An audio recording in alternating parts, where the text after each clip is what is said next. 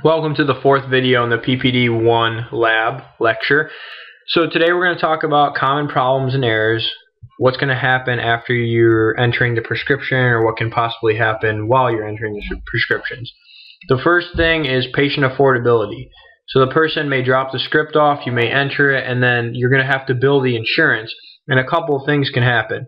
So one thing that can happen is the refill is too soon. Now the patient is either going to have to just wait until the date that the insurance will cover it, or sometimes if there's like a therapy change or they lost their prescription, you can put in a code and get around that. The second thing is a prior authorization.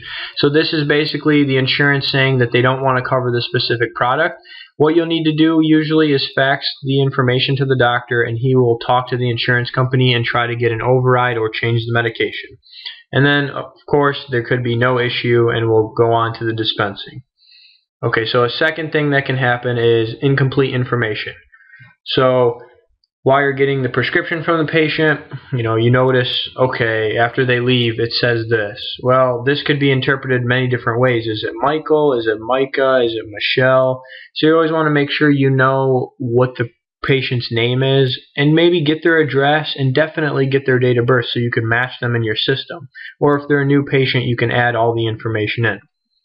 Another thing is called LASA. It's look-alike, sound-alike. So a common example here is people misinterpret this Neapolitan, which is an ice cream, for Napoleon, who was actually a French military leader, because they look very similar.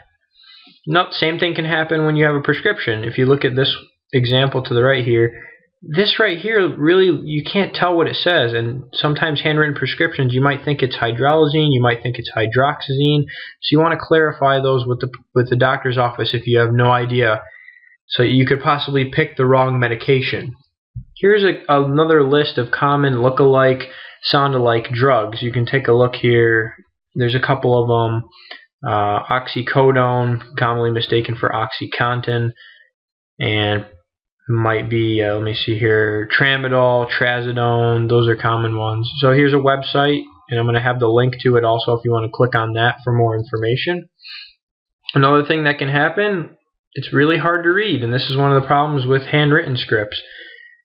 This can be interpreted many different ways. I mean, personally, I can't even really interpret this. I might say it's verapamil, but who knows? So as you can see here, here's a couple of examples. So you want to make sure you clarify this, because if you can't read it and you just put something, it could be completely wrong.